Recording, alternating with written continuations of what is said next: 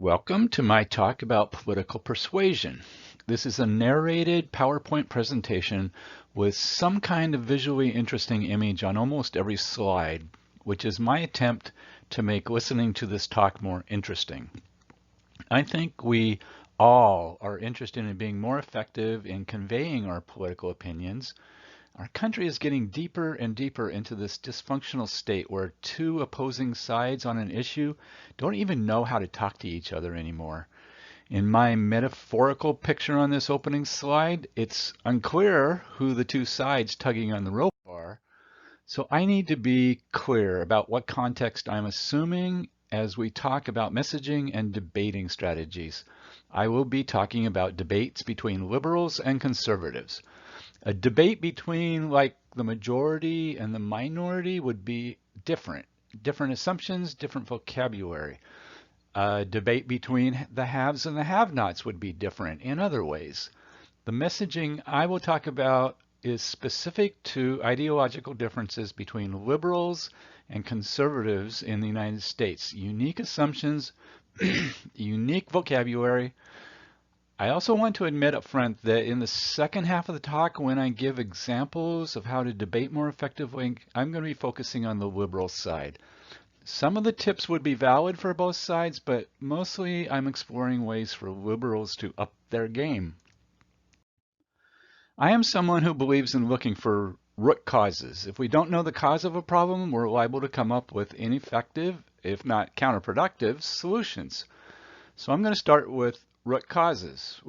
Why do some people have one set of values and priorities and other people value things much differently? We will begin with the book Rule Makers, Rule Breakers to try to explain why different national cultures have different norms for behavior. That will hopefully transition smoothly into the book Cultural Evolution, which offers some thought-provoking ideas about why our political disagreements morphed from being about economics and security to now being about values and identity. There's a lot of overlap between these two books. I'm going to use them pretty much interchangeably depending on whose way of describing things I like the best. After we establish that our political divide is about values, we will quickly review what values liberals and conservatives believe in. A few months ago, I created a three-part talk called Why Liberals and Conservatives Don't Understand Each Other, which focused on these three books. In this talk, I'm just going to do a very quick recap of part one of that set of talks. I will summarize how we decide what is good or bad, referencing the book The Righteous Mind by Jonathan Haidt. Then I will summarize how we decide what we like or dislike, referencing the book Prius or Pickup by Mark Hetherington and Jonathan Weiler. Last, I will summarize how we decide what to do or not to do, referencing the book Moral Politics by George Lakoff.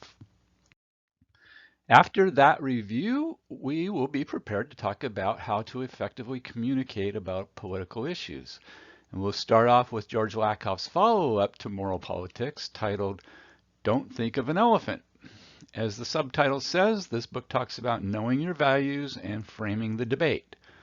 Next, we will pull out a couple of insights from the book Switch by Chip and Dan Heath, where they talk about how to change things when change is hard. Lastly, we will look at some examples of effective arguments about political issues using the book The Political Brain by Drew Weston. We start with Rule Makers, Rule Breakers, published a couple years ago by Michelle Gelfand. Her goal was to try to explain why different countries have different cultures. I think she's really on to something important. She uses the terms tight and loose to characterize cultures. She's looking at how strong norms controlling behavior are in a country. If a society has a lot of rules, both formal and informal, she calls that a tight culture. Whereas if a society accepts a wide range of behavior, well, that's a loose culture. A country will usually have a dominant culture, somewhere along the continuum between really tight and really loose. Gelfand surveyed 33 countries, and I'm showing where a handful of them rate on her continuum, with tighter countries on the left and looser countries on the right. Germany is right in the middle of the continuum. Brazil and the Netherlands are examples of loose cultures. India and Pakistan are among the tightest that Gelfand surveyed.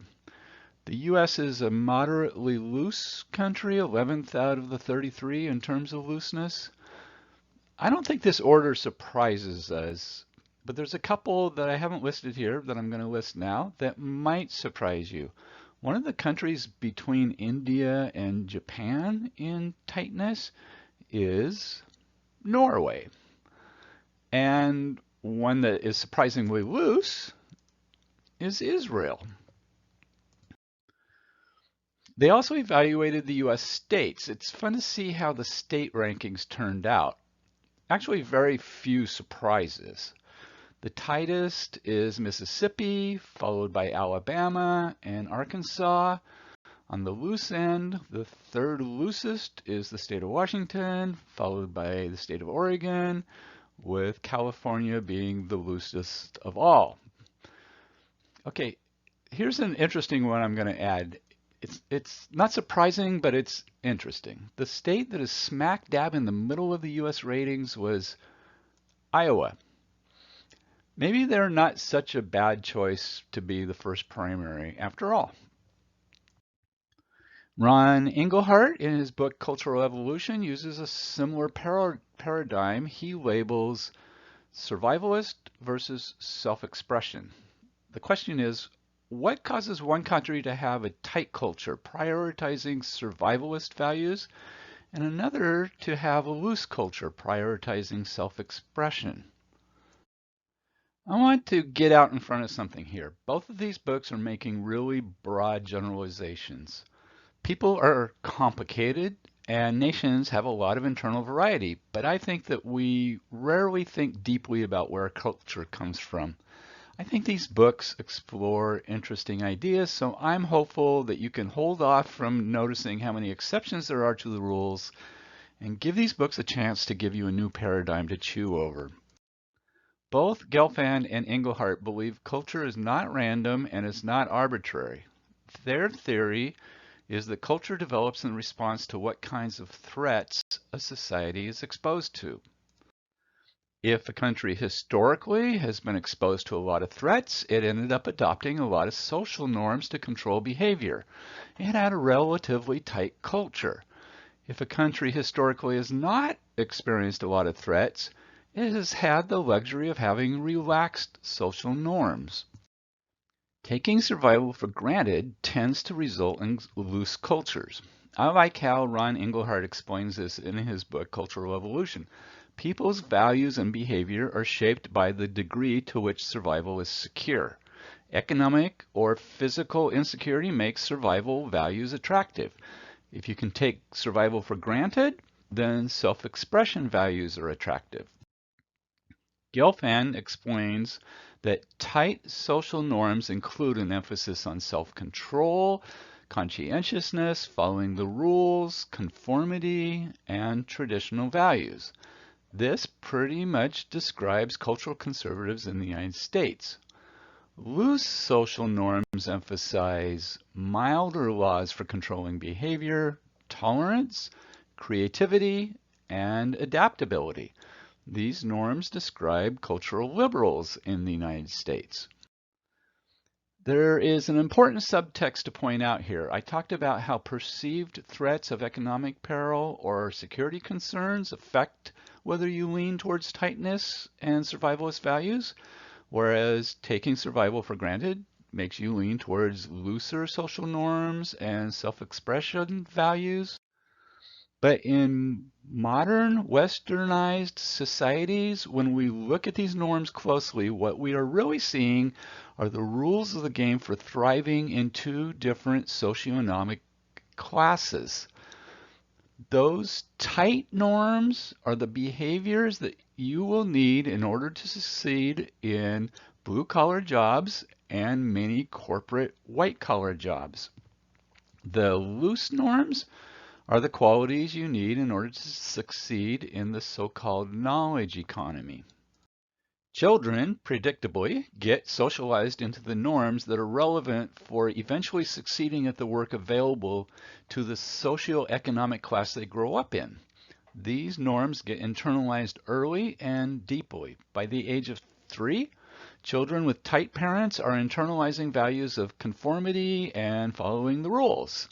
Across town, other children with looser parents are internalizing creativity and adaptability, less concerned with conformity and following the rules. Social norms learned as children are very difficult to grow out of. We like to think that going to college is the answer for jumping from the working class to the knowledge class, but if you grow up absorbing the norms of expecting there are rules to be followed and conformity is good and thinking outside of the box is not encouraged, college can be disorienting. It's just not that easy to jump the tracks. Tight social norms are not just holdovers from days gone by. For working class people, tight norms are adaptive for the roles that are open to your class. But looser norms are the better norms for success in the roles open to the middle class knowledge workers. You don't need to show creativity or express ideas or opinions on the production line, but you do in many office jobs. One final nudge towards tight social norms is that religion still plays a big role in the life of most blue-collar families, and most religions are big on those values listed as tight norms and antagonistic to values represented by the looser social norms. So, how do these cultural differences affect a person's choice of political party in the United States? I think this is an interesting story. For a very long time, party affiliation was based on economic interests. The middle and upper classes felt at home in the Republican Party, and the Democratic Party carried the torch for the lower classes.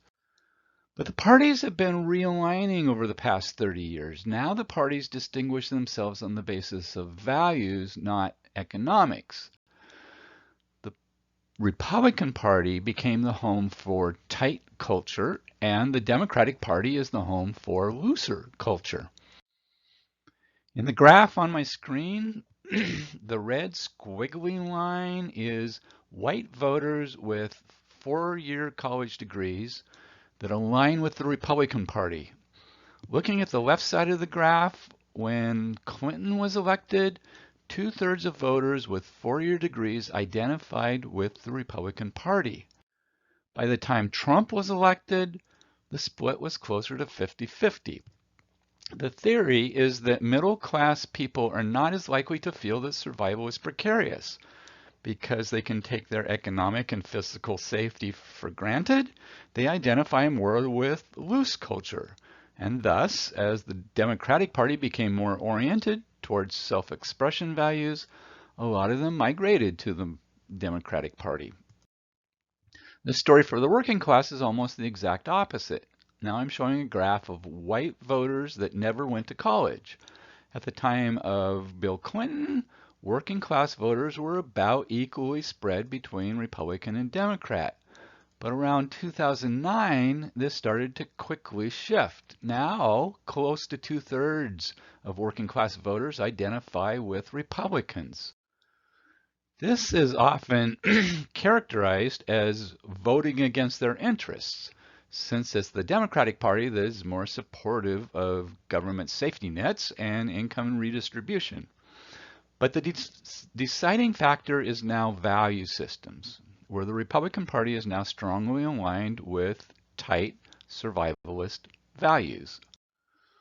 I'm going to say that the key development around 2009 was the financial crisis.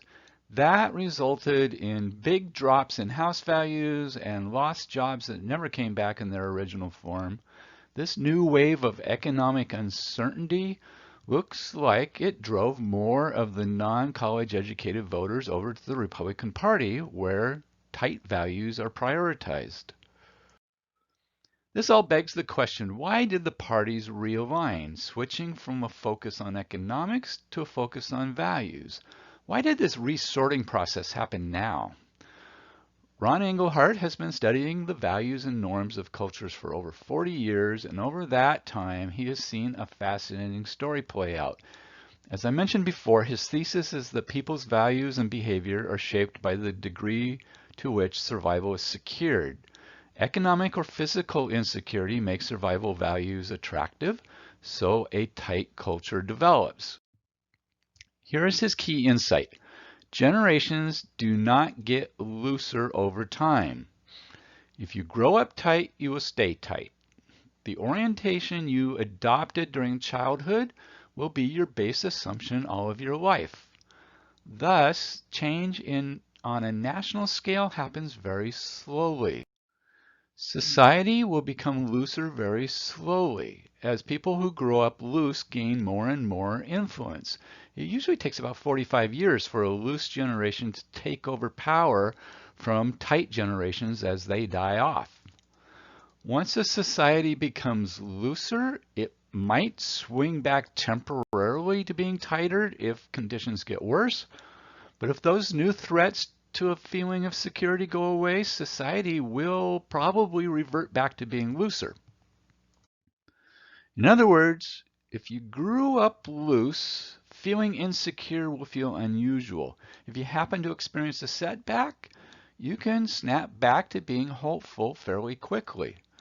But if you grew up tight, feeling insecure will feel normal. And when you do experience success, you kind of expect that those better times can go away at any moment.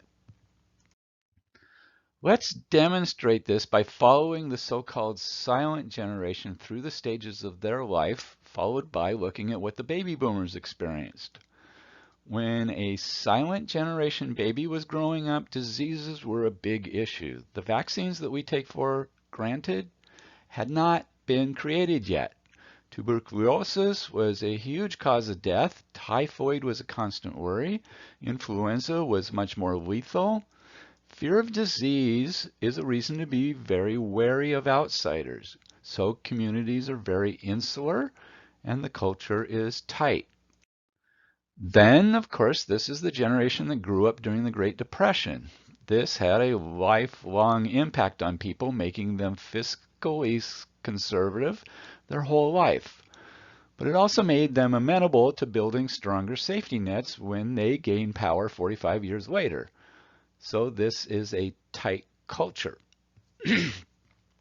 World War II was the next big influence. The history of the world at that time was of recurring major wars, and it seemed to be getting worse, drawing the United States into conflicts they had no part in causing. This makes people feel physically insecure and once again makes people wary of outsiders. That reinforces a tight culture.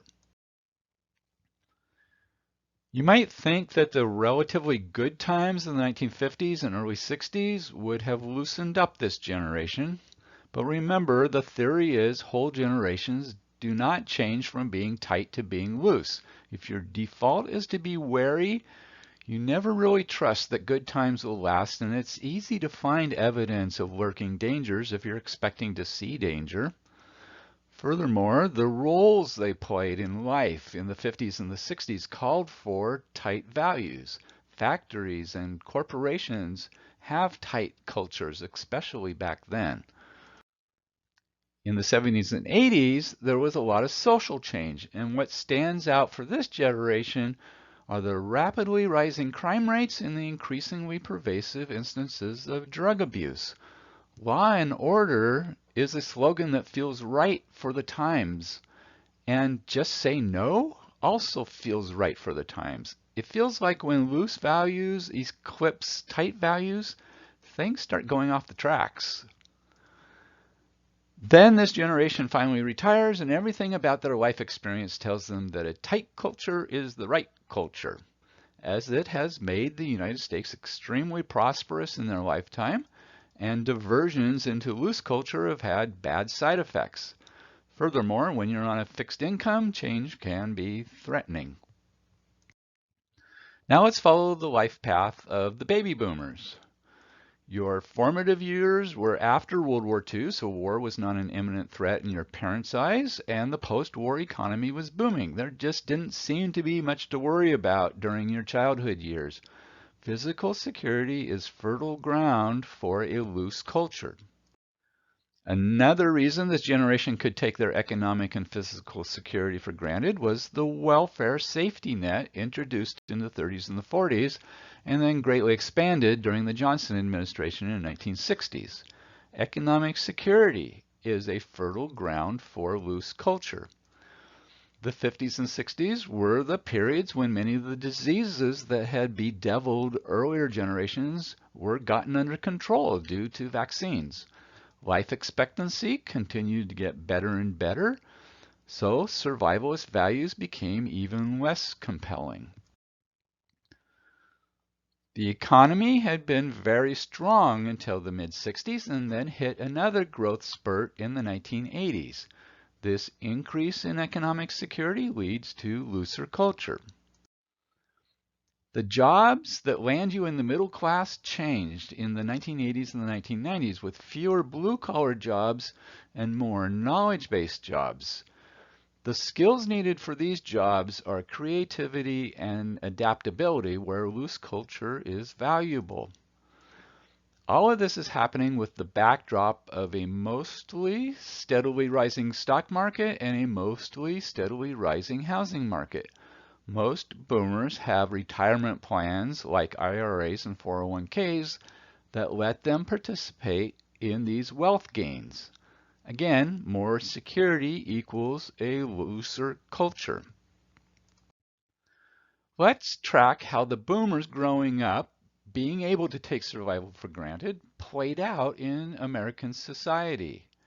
This generational cohort started reaching adulthood in the 1960s, which makes the social unrest and other societal changes unsurprising. This generation truly was different from their parents' generation and had internalized self-expression values as opposed to their parents' deep internalization of survivalist values. Women shed their survivalist roles because disease and war were no longer taking away their children. Minorities started asserting their rights, gays started coming out, young people were embracing self-expression. When we get to the 1990s, the boomers were old enough and numerous enough to really influence domestic politics. We got the first boomer president, but the impact was deeper than that. Now there were two value systems clashing, instead of our culture being dominated by survivalist values. This induced the political parties to emphasize values more than economic issues in the hope of attracting the newer generations. It should also be noted that the demise of the USSR also took away a threat to security. Engelhardt concludes that these boomer values reached a critical mass late in the first decade of the new millennium. People are astonished at how rapidly public opinion about gay marriage swung, and marijuana legalizations proceeded during the next decade. We elected the first black president by a substantial margin. Democrats controlled all the levers of power in Washington, D.C. That book, Cultural Evolution, predicts this.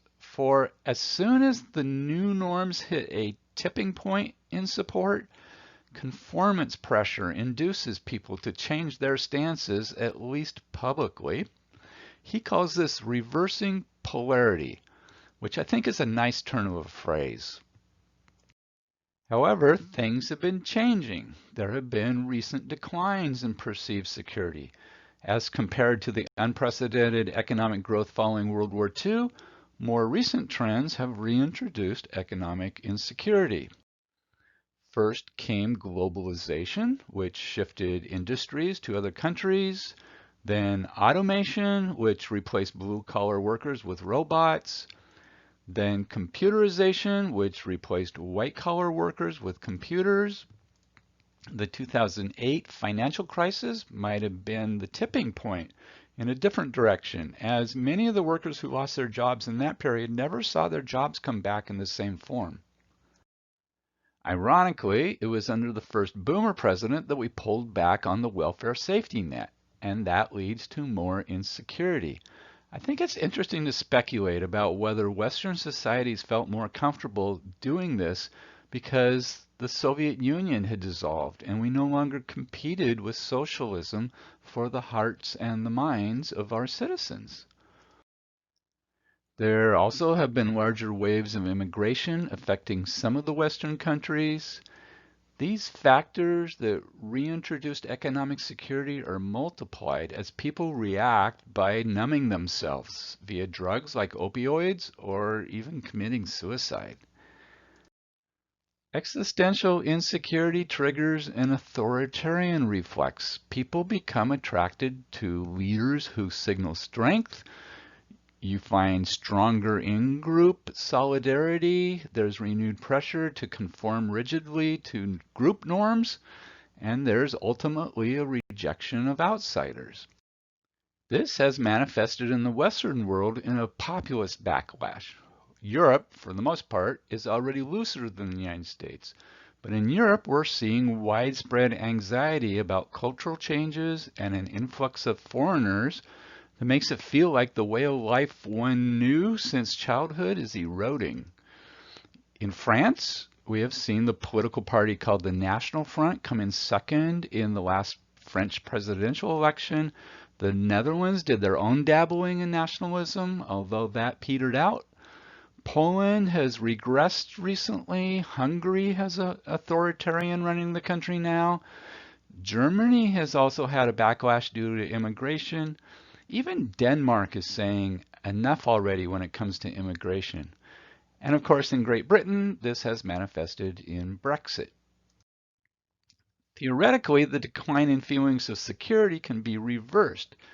And since we had already been on the cusp of taking another step forward in looseness, if things get better, we might go back to prioritizing looser values like self-expression and tolerance. But Engelhardt is worried about the future. He doesn't think that the recent trends will reverse themselves if we just wait them out. He foresees artificial intelligence replacing even more professional jobs. The winner-take-all technology winners are certain to further widen our income inequality. In fact, he thinks that income inequality is the main source of our dissatisfaction with our lot, rather than any objective concern with survival. Many people feel like they're backsliding and are being left behind. So Engelhardt thinks we need government to intercede to balance the unequal benefits of artificial intelligence and other technological advances. This can only realistically be accomplished if we realign the political parties on socio-economic class. We need to consolidate the interests of the 99 percenters in one party against the 1 percenters. That review of recent history sets the stage. We now are separated in politics by values, not by social economic class. In the past decade, we've accelerated this self-sorting by values, making both parties much more pure in their ideologies, which makes our political disagreements all the more toxic and intractable. The tight values are reasserting themselves because trends over the past 20 to 30 years have lowered feelings of economic and physical security. So the battleground of ideas is values. I think it's worthwhile to clarify in our minds what these different value systems are. What do conservatives believe and why? What do liberals believe and why? We cannot have constructive conversations unless we have a decent idea what the heck the other side is talking about. We will start by quickly reviewing the elephant and rider analogy Jonathan Haidt talks about in The Righteous Mind. His big point is that intuition precedes reason. Haidt's analogy is of an elephant, which represents intuition and emotion, and the small rider on top of the elephant, which represents our reason. Intuitions and emotions are almost instantaneous. The elephant is making decisions much faster than we could decide via our conscious reason. We have an intuitive sense about harm. We don't have to sit there and think about it. We also have an intuitive sense about fairness. Fairness and harm are self-evident to us. So the elephant is making our decisions and our reason just rationalizes. The rider on the elephant rationalizes our elephant's intuition or emotion after the fact. Reason is just a tool we use to try to persuade other people that our elephant is right. This is why we can't change people's minds by refuting their logic. You need to talk to the elephant. You need to talk about internalized values and internalized assumptions. As I implied, I'm just doing a quick summary of each book. I'm not going to repeat my other talks. I just want to hit the main points. Here I am summarizing Jonathan Haidt's moral foundation theory. He's trying to understand how we decide what is good or bad. After a lot of research, he came to the conclusion that liberals and conservatives don't care the same amount about the same things.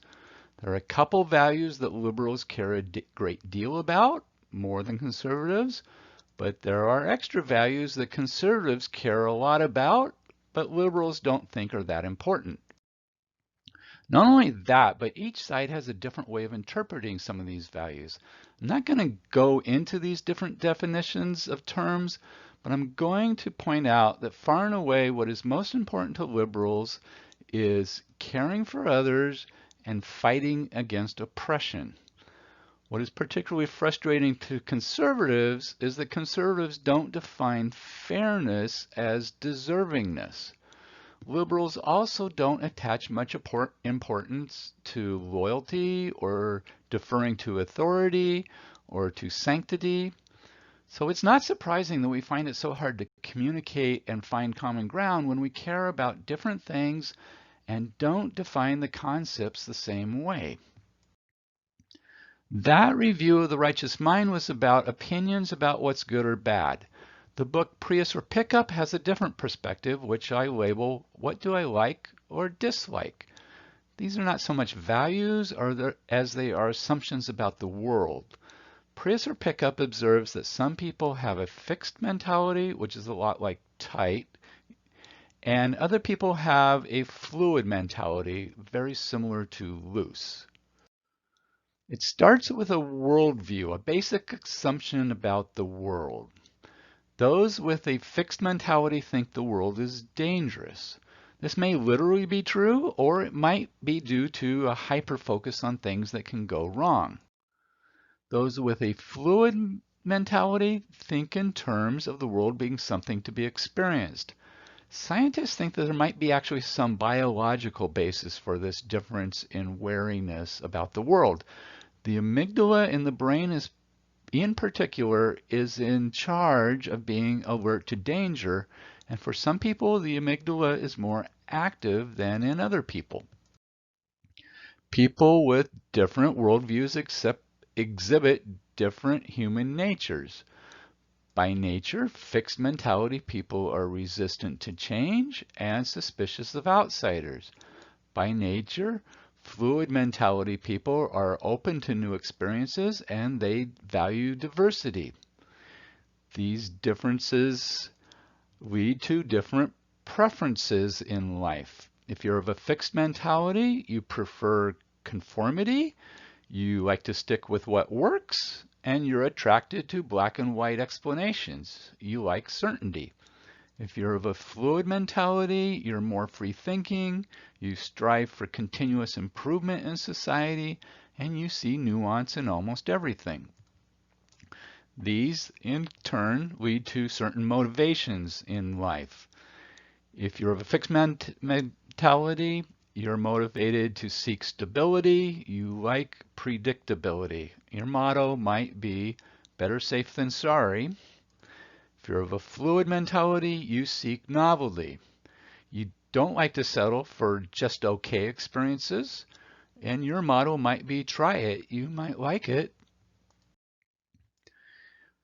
Hetherington and Weiler think that you can detect whether a person is fixed or fluid by asking them about what behaviors they prefer in children. If you expect children to have respect for elders, demonstrate obedience, have good manners, and are well behaved, you are likely to be a fixed person.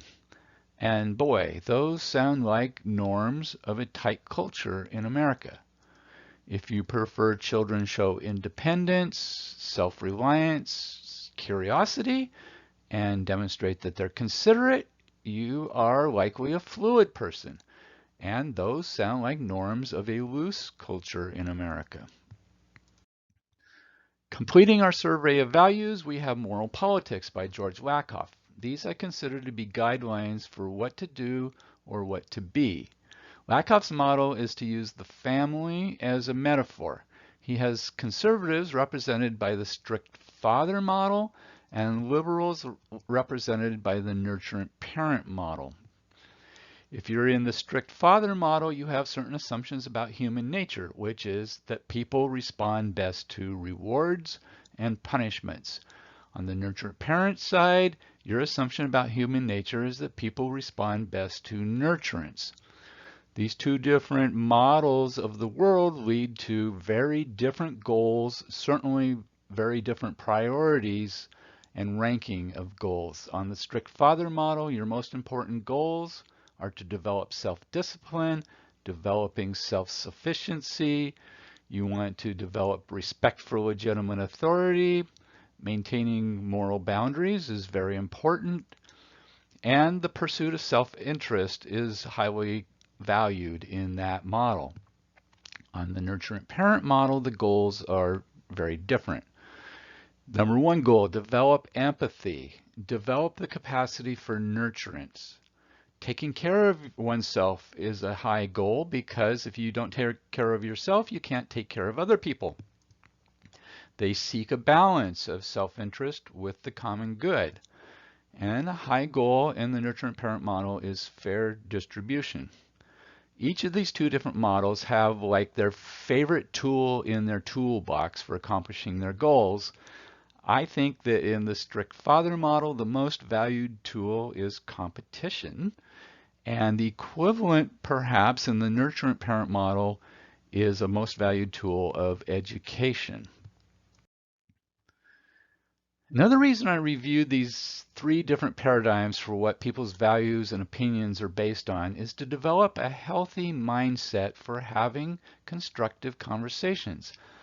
I want to emphasize that both conservative and liberal ideologies are right about many things, but both are underestimating the importance of some things. Both are worthy of respect when encountered in good faith discussions. Respect does not require agreement, and respect is not ideological treason. I also want to point out that this mindset, this healthy mindset, is also appropriate for other kinds of differences of opinion we might end up debating. The same conclusions are applicable when we're debating the points of, for instance, minorities and majorities. Both minorities and the majority are right about many things, but both are underestimating the importance of some other things. Both are worthy of respect. When encountered in good faith discussions, respect does not require agreement, and respect is not ideological treason. From here on out, I'm not talking to both sides. I'm talking to liberals, I'm talking to minorities, I'm talking to the 99%ers.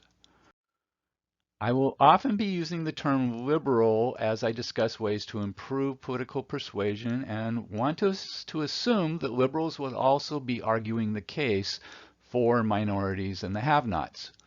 To be very frank, I'm much more comfortable articulating debates about ideology and class than I am about identity.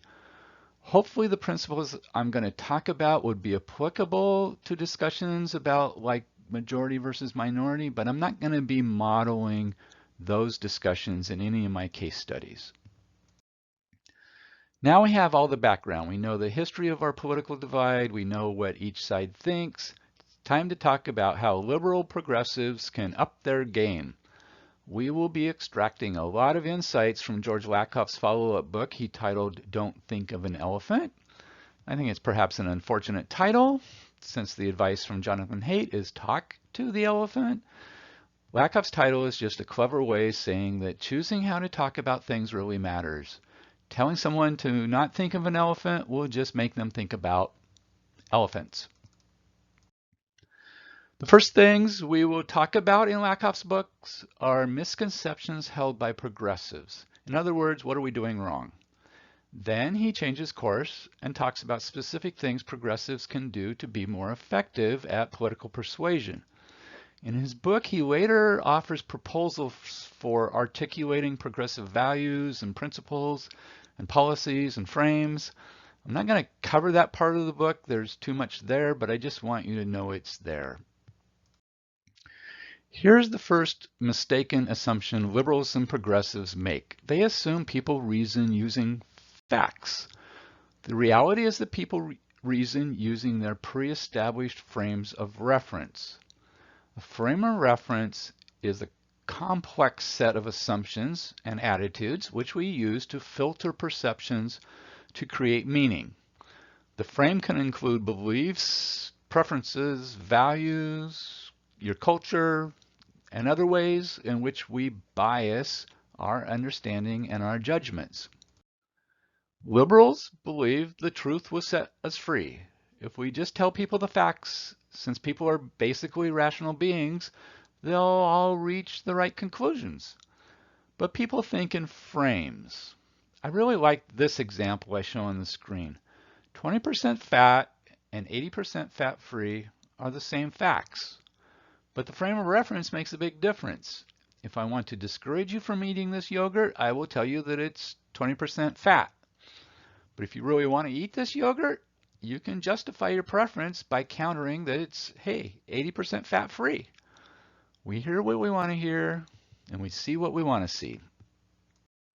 Liberals think it's irrational to go against your self-interest, and therefore a normal person who's rational reasons on the basis of self-interest. But in real life, people do not necessarily vote in their self-interest. They vote their identity. They vote their values. They vote for who they identify with. What the meme I am showing on the screen is trying to show is that you would think that everyone would be in favor of free college. Free is the epitome of self-interest. But for conservatives, free is not a good thing. They want people to have to earn what they get in this world. Earning your way is more important than getting free stuff. Liberals believe that people vote based on the candidate's plans to address pressing issues. But in reality, people vote on beliefs, not plans. The mistake is that progressives focus on issues, often dictated by polling, but conservatives have figured things out, so they run on beliefs. People's beliefs don't even have to be true in order to be powerful. My graphic here evokes memories of Reagan running on an optimistic view of America as the shining city upon a hill. But perhaps more potent was the way he drew a sharp contrast between two belief systems, where he declared that government isn't the answer to our problems, government is the problem. When progressives think they lack words, what they really lack are ideas. Ideas come in the form of frames. When the frames are there, the words come easily. There's a way you can tell when you lack the right frames. A conservative on TV uses like 2 words, tax relief. And the progressive has to go into a paragraph-long discussion to clarify his or her own view. It's called hypercognition, the lack of the ideas you need, the lack of a relatively simple fixed frame that can be evoked by a word or two. On this screen, I show 5 different 2-word sound bites that conservatives have come up with to explain their beliefs. I really struggle with thinking of sound bites capturing a progressive stance on any of these issues. It's not an accident that conservatives are winning when they have successfully framed the issues. They've got a 30 to 40 year head start and more than $2 billion in think tank investments, and they are still thinking ahead. Progressives are not. Progressives feel so assaulted by conservatives that they can only think about immediate defenses. Republicans always seem to be establishing the agenda, establishing where the battle will be fought. Republicans are playing offense. Democrats diffuse their money. Republicans concentrate their money. The right-wing think tanks get large block grants and endowments, millions at a time. They're very well funded. The smallest effective think tanks on the right have budgets of, $4 to $7 million a year. Those are the small operations. The larger ones have up to $30 million a year. Republicans concentrate their money. There are very few grants like this from progressive foundations. Progressive foundations spread the money around. Recipients have to be doing something different from what everyone else is doing because the foundations see duplication as wasting money. So Democrats diffuse their money. Democrats spend their money instead of investing it. Contributions to progressive causes are not block grants. The recipients do not have full freedom to decide how to spend the money. And it's certainly not appropriate to use it for career development or infrastructure building or hiring intellectuals to think about long-term strategies for achieving policy goals. The emphasis is on providing direct services to the people who need the services. Grassroots funding, not infrastructure creation. So Democrats spend their money, Republicans invest their money in things that will take a while to pay off, like think tanks and education that's aligned with their ideology. Okay, let's start talking about what progressives can do to be more effective at political persuasion. First, I'll stop beating around the bush. Step one is admitting we have a problem. Progressives need to admit that conservatives are beating us on framing issues. The problem is more than just a question of who controls the media. That's far from trivial.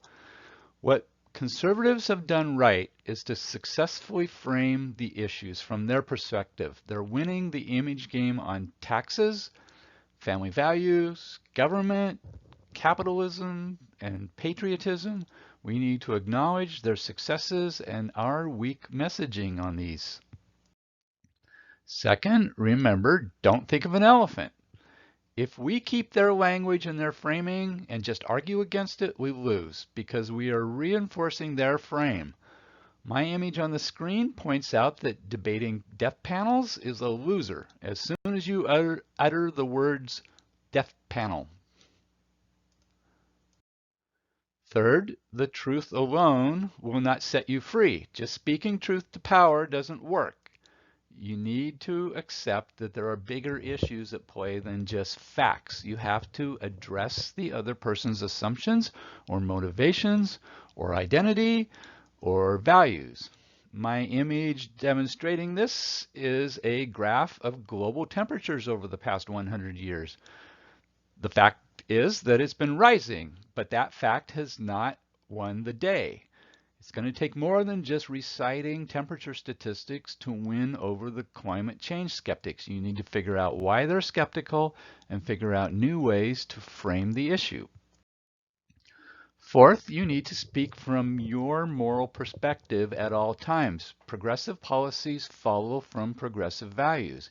Get clear on your values and use the language of values. Drop the language of policy wonks. Fifth, understand where conservatives are coming from. Get their strict father morality and its consequences clear in your mind. Know what you are arguing against. Be able to explain to yourself why they believe what they believe. Try to predict what they will be saying. The next recommendation is to pick your battles. Liberals shouldn't expect to convert staunch conservatives and vice versa. You don't have to, quote unquote, fix everybody. Again, to live and let live is not ideological treason. You should focus on persuading the persuadable. Here's another idea I have. It's not actually from Lakoff's book, but I want to add it to the list. A potentially useful technique that can be used with a person who's open to new ways of thinking about things is to ask that person to take the opposite side of the debate, almost like being their own devil's advocate. People often actually know what the other point of view is, but by making them articulate it, it takes on a new vitality in their mind. Maybe verbally defending an alternative position makes people realize that an opinion makes a lot of sense when it comes out of their own mouth, or maybe they feel a need to defend it a little when they are the ones that are actually saying it. And suggestion number 8, unite and cooperate. Liberals are in danger of splintering if we let what makes us different be more important than what makes us the same. In other words, identity politics can break up the power of the progressive cause too much. This has happened to the Republicans. We should take advantage of their lack of ideological unity by staying focused on the big picture in the Democratic Party. At the risk of overwhelming you with ideas about how to be more persuasive, I want to show a couple additional ideas I got out of the book Switch by Chip and Dan Heath. Part of this book is a self-help manual, but other parts of the book talk about how to make it easier for people to change their minds or make a decision when change is hard.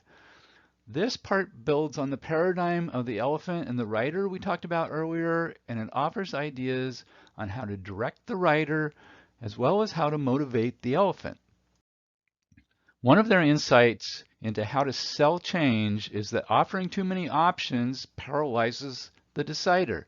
Narrow down the options for them. Of course, this will involve oversimplification, obscuring nuance, but nuance can make it virtually impossible to feel confident about your decision. Frankly, this was one of President Obama's weaknesses. He was probably too thoughtful, too open to nuance, making him slow and cautious in making decisions. Of course, he was forced to eventually decide, but in everyday life, deciding not to decide is a very attractive option when there's too many options. Another tip is to avoid ambiguity. One of their examples is to recommend drink 1% milk instead of a more generic admonition to eat healthy. Sure, drink 1% milk doesn't feel like it covers enough ground, but it's better to nudge someone to take a concrete action than it is to just offer an ambiguous suggestion. A suggestion that's a classic for salesmanship is to get your foot in the door by starting with small changes. In the case of political persuasion, this equates to getting small agreements. It's remarkable how getting some agreement on just a small piece of the argument can crack the door open, leading to a cascade of deeper agreements. It's almost like the first small agreement starts a new habit of agreeing. The book The Political Brain by Drew Weston, published in 2008, is a great book in my opinion. Weston is a psychologist by trade, and this is the only book about politics that he wrote. I think he did the best job of all these books at explaining why liberals have trouble with political persuasion. His book helps explain why liberals persist in talking to the rider, not the elephant. I find it easy to nod along in agreement when I hear all of these tips we just talked about. But when I try to apply them to real issues, I struggle to imagine better ways to argue a point. Weston's best examples are more relevant to politicians who aim their arguments at a broad public audience, but I tried to find a couple examples of effective framing that could plausibly happen between a couple of acquaintances. But first, let's see how Weston psychoanalyzes liberals. He asks, why are Democrats unable to run emotionally compelling campaigns? Put another way, why do liberals persist in talking to the rider instead of the elephant?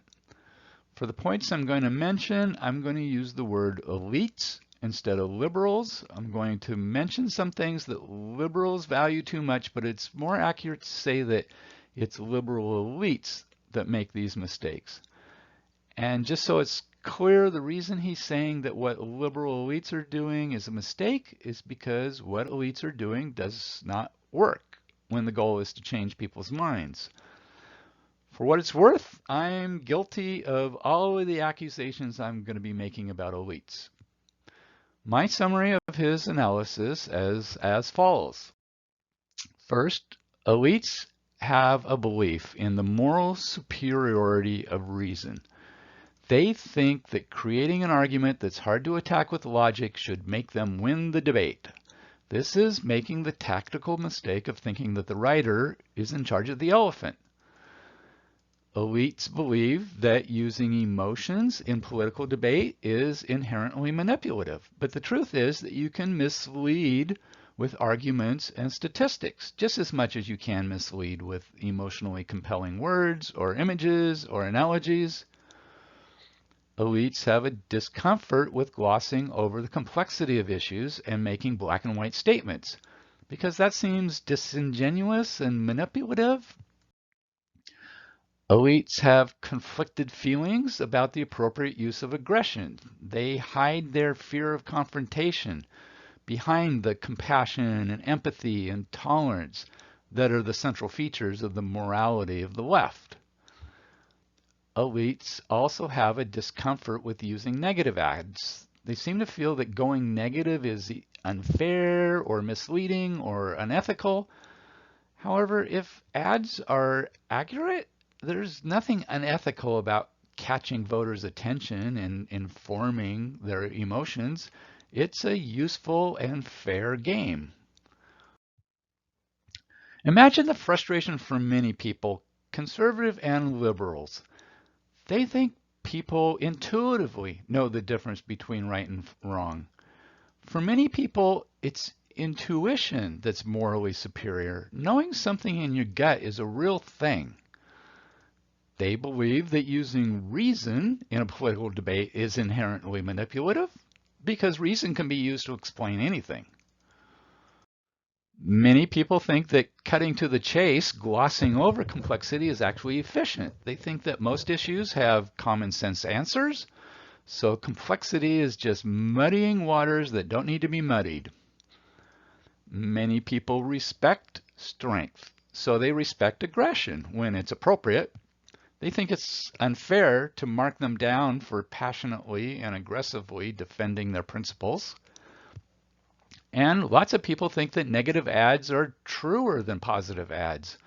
I think this is similar to gossip. Gossip is where you find out what's really happening. Negative ads enforce standards, just like gossip does. Thinking about Jonathan Haidt's analogy of the elephant and rider, we can see that in all the ways Weston just mentioned, liberal elites are insisting on addressing the rider using reason. We really don't feel comfortable talking to the elephant, using emotion and triggering unconscious assumptions. And to insist that they have to win a debate using logic is frustrating to a lot of people. Lots of things are true that can't be proved, and by cherry-picking facts, you can prove things that aren't really true. I remain defensive about all these points. I'm big on logic. I think that if you're right, you should be able to win the argument with logic and facts. If you can't do that, if just saying something is true makes it true, well, that seems unworkable to me. If how passionate you are is supposed to prove you're right, well, that also seems unworkable to me. The answer is somewhere in the middle. Both perspectives are partly right, but not completely right. Reason can be misleading, but that doesn't mean it's always illegitimate. Emotions and feelings can be manipulated, but that doesn't mean that how you feel is baseless. Defending a point of view with verbal dexterity is valuable, but most people explain their opinions through examples or by telling stories, which can actually be more enlightening. I want to inject a personal observation that shines a skeptical light on how we try to win our battles with logic. Those of us that prioritize reason and logic have an accusation we often make that we think is a magic bullet, one specific word that should win any argument. Anytime we make this accusation, we are dumbfounded when it just bounces off of our target, making no difference at all. You probably have a word in mind, guessing what I'm going to say, but here's the word I have in mind. Every time I listen to a podcast and hear the analyst pointing out that so-and-so politician is being hypocritical or inconsistent because so-and-so politician said the opposite thing 4 years ago, I end up shouting out into the cosmos, just get over it. This is not a magic bullet. This will not win the argument. We should stop using this word because it makes us so mad when it makes no difference at all. Okay, end of my rant. I want to spend a little time talking about political ads. Political campaigns are different than one-on-one discussions, and what's effective in the public sphere is not really relevant to the private realm. I think the Republicans have been a lot better than Democrats at messaging and campaigns because they know how to talk to the elephant. And we have a unique opportunity to see how this is done. The Lincoln Project is a group of conservatives that think that Trump is driving our country over a cliff, and they are helping the Democrats for the long-term good of the country. They've been creating a slew of ads, and I want to look at how they use their skills in messaging to support Democrats. I'm not going to play the ads or explain them in any detail, but I'm going to show you the punchlines.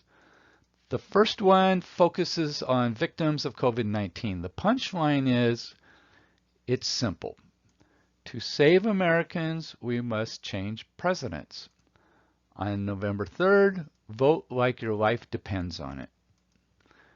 Notice how direct this is, black and white, dispensing with nuance, and with clever wording at the end, which I think gets your attention.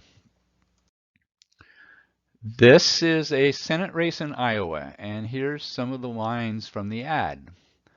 Since Joni got to Washington, she spends her time kissing up to Mitch McConnell. A real Iowa leader would stand for what's right, not what's easy. A real leader would, but not Joni Ernst. Now, sure, this is a blunt, negative ad, but it zeroes in on values that are really important to Iowa, so I think it's effective. The context of this next ad is being raised by fathers that taught us to own up to our own mistakes. And the ad goes, we may have thought we were doing the right thing in 2016, but it's clear this is not the America we voted for. We made a mistake. So it's time to own up. It's our turn to set the example. Vote for change. Vote for our sons. Vote for Joe. Here's a really powerful one. Joe Biden is talking privately with a boy who struggles with being bullied about stuttering, like Joe experienced as a kid. Joe's earnestness and caring seem very genuine. The punchline is, bullies are cowards who pull others down. It's time for decency. It's time for Joe Biden. This ad takes direct aim at character and never once says Trump's name or shows his image. Everybody knows what the contrast is. Here's one of my favorites. It's called Heartland, and it runs in Pennsylvania. In this case, I'm going to be spreading the ad out into 4 different slides. Early in the ad, the announcer says, this is the America where Joe Biden was raised, where he learned his values. His inheritance wasn't a fortune from a wealthy dad. It was lessons in grit and determination and caring for others. His neighbors were cops and firemen and steelworkers. Joe Biden knows America's heart. Getting up when you're knocked down, never giving up. That's Joe Biden. I love this ad because it's aimed at Pennsylvania and it's about values and identity that resonate with rural Pennsylvanians. And this is my favorite of all that I previewed. The mother's son needs to write an essay about what he wants to be when he grows up. The mother suggests, "President, you'd be good at that." The son responds in a hopeful tone, "I don't know." The mother says, "Sure you would. You'd be a very good president." Then she takes a really thoughtful pause, and then she says, "You would have to be a good person first." Let's review these ads. What is each ad talking about? There's competence, bad character, owning up to our mistakes, good character, values and identity, character.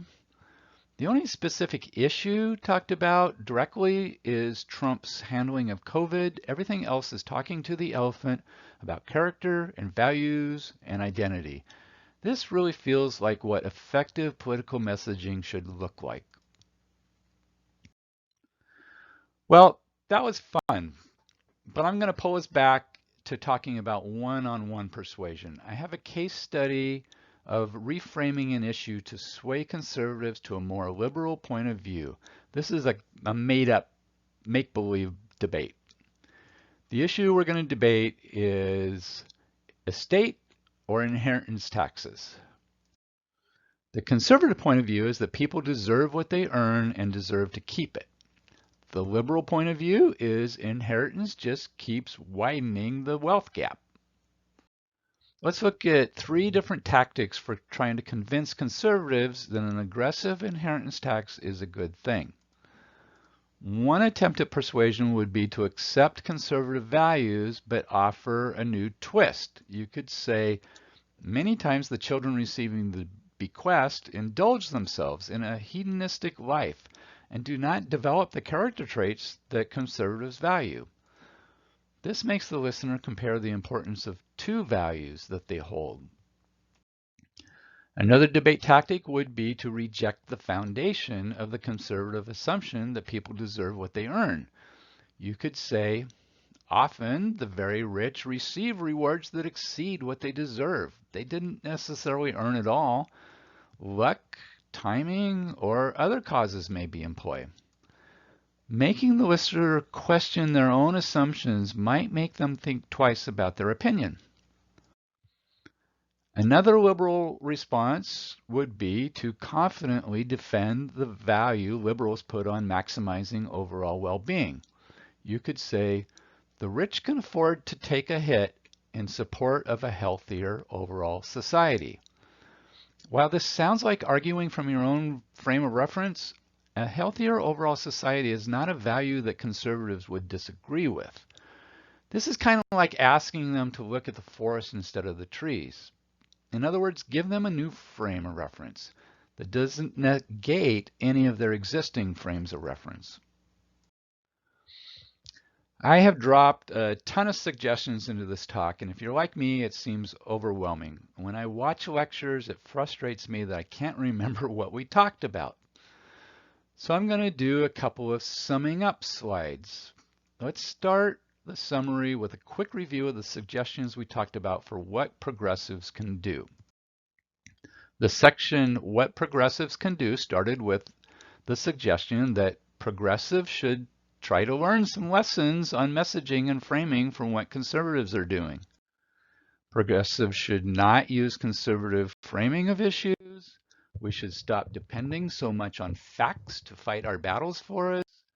We should be talking about values a lot instead of specific policies. Know thy opponent. Try to understand conservative values so you know what you're arguing against. Pick your battles. We don't have to fix everyone. Try to persuade the persuadable. Invite the listener to act as their own devil's advocate, asking what they think liberals believe in. Maybe the most important, progressives need to unite around the big picture. Too much emphasis on identity politics can be self-defeating. My next summary is an attempt to remind us of the big picture of what we've been talking about in this talk. When we look backward, trying to understand how we got here, it's helpful to understand that cultures are not arbitrary. Tight cultures arise when life is precarious. It makes sense that cultural change is very slow. We did not have a clash of values before because life was precarious. Loose culture has lost some momentum because of economic insecurity. But looking forward, conservative and liberal viewpoints are both worthy of respect. If you control the frame of reference, you can control the debate. Talk about values and beliefs instead of depending on facts. And present arguments from the listener's frame of reference. That is the end of my talk. I hope you consider this good food for thought, and thank you for sticking with it to the end.